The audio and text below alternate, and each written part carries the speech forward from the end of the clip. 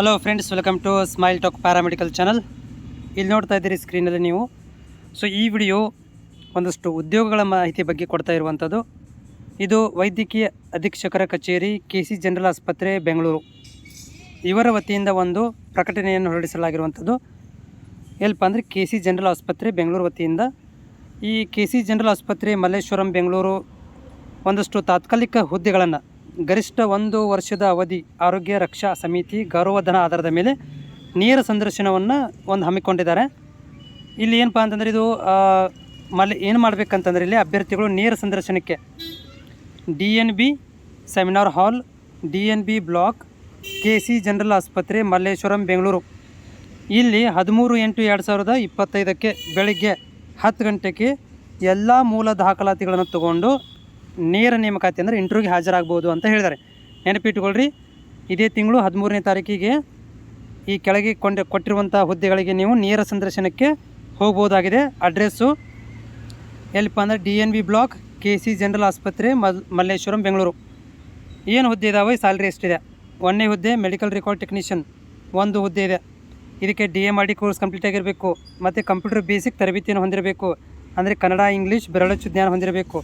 ಆಮೇಲೆ ಬೆಳಗ್ಗೆ ಅಥವಾ ರಾತ್ರಿ ಪಾಳೆ, ಡೇ ನೈಟ್ ಶಿಫ್ಟ್ಗಳು ಕೂಡ ರೆಡಿ ಆಗಬೇಕು. ಸ್ಯಾಲ್ರಿ ಎಷ್ಟಿದೆ? ಇಲ್ಲಿ 18,800 ರೂಪಾಯಿ ಸ್ಯಾಲ್ರಿ ಇದೆ. ಆಮೇಲೆ 2ನೇದ್ದು ಕ್ಷಕಿರಣ ತಜ್ಞ 1 ಹುದ್ದೆ ಇದೆ. ಇದು 3 ವರ್ಷ ಇಮೇಜಿಂಗ್ ಟೆಕ್ನಾಲಜಿ ಕೋರ್ಸ್ ಕಂಪ್ಲೀಟ್ ಆಗಿರಬೇಕು. SSLC ಮೇಲೆ ಅಥವಾ PUC ಮೇಲೆ ಕಂಪ್ಲೀಟ್ ಆಗಿರಬೇಕು. ಕಂಪ್ಯೂಟರ್ ಬೇಸಿಕ್ ತರಬೇತಿಯನ್ನು ಹೊಂದಿರಬೇಕು. ಇಂಗ್ಲೀಷ್, ಕನ್ನಡ ಟೈಪಿಂಗ್ ಮಾಡ ಬರಬೇಕು. ಇಲ್ಲಿ ಕೂಡ ಡೇ ನೈಟ್ ಶಿಫ್ಟಲ್ಲಿ ಕೆಲಸ ಮಾಡಲಿಕ್ಕೆ ರೆಡಿ ಇರಬೇಕು. ಸ್ಯಾಲ್ರಿ 20,000 ರೂಪಾಯಿ ಸ್ಯಾಲ್ರಿ ಇದೆ ನಿಮಗೆ. ನೆಕ್ಸ್ಟ್ 3ನೇದ್ದು ಗಣಕಯಂತ್ರ ಸಹಾಯಕರು DO 3 ಹುದ್ದೆಗಳನ್ನು ಕೊಟ್ಟಿದ್ದಾರೆ. ಇಲ್ಲಿ 2nd PUC ಪಾಸ್ ಆದರೆ ಸಾಕು. ಕಂಪ್ಯೂಟರ್ ಸಾಕ್ಷರತಾ ಪ್ರಮಾಣ ಪತ್ರ ಅಂದರೆ ಸರ್ಟಿಫಿಕೇಟ್ ಇರಬೇಕು, ಕಂಪ್ಯೂಟರ್ ಸರ್ಟಿಫಿಕೇಟ್ ಇರಬೇಕು. ಕನ್ನಡ, ಇಂಗ್ಲೀಷ್ ಎರಡೂ ಬರ್ತಿರಬೇಕು ಟೈಪಿಂಗ್ ಮಾಡಲಿಕ್ಕೆ. ಓಕೆ. ಆಮೇಲೆ ಗಣಕಯಂತ್ರ ಸಹಾಯಕರು 7 ವರ್ಷಗಳ ಅನುಭವ ಹೊಂದಿರಬೇಕು.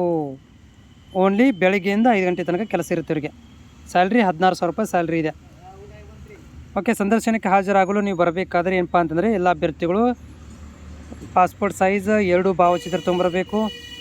ಗುರುತಿನ ಚೀಟಿ ತೊಗೊಂಬರಬೇಕು. ಅಂದರೆ ರೇಷನ್ ಕಾರ್ಡು, ಪ್ಯಾನ್ ಕಾರ್ಡು ಅಥವಾ ಆಧಾರ್ ಕಾರ್ಡ್ ಇದು ನಡೀತದೆ.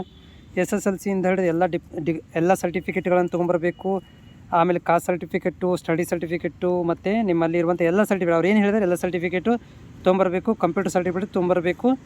ಓಕೆ. ಇವನ್ನೆಲ್ಲನೂ ಕೂಡ ಇದು ಮಾಹಿತಿ ಕೊಟ್ಟಿದ್ದಾರೆ ನೋಡಿರಿ. ಇದು ಈ ಮೆಡಿಕಲ್ ರೆಕಾರ್ಡು ಮತ್ತು DMRT ಮತ್ತು DMIT ವಿದ್ಯಾರ್ಥಿಗಳಿಗೆ ಇದೊಂದು ಅನುಕೂಲವಾಗುತ್ತೆ. ಇದು ವೈದ್ಯಕೀಯ ಅಧೀಕ್ಷಕರ ಕಚೇರಿ, KC ಜನರಲ್ ಆಸ್ಪತ್ರೆ ಬೆಂಗಳೂರಲ್ಲಿ ಕರೆದಿದ್ದಾರೆ.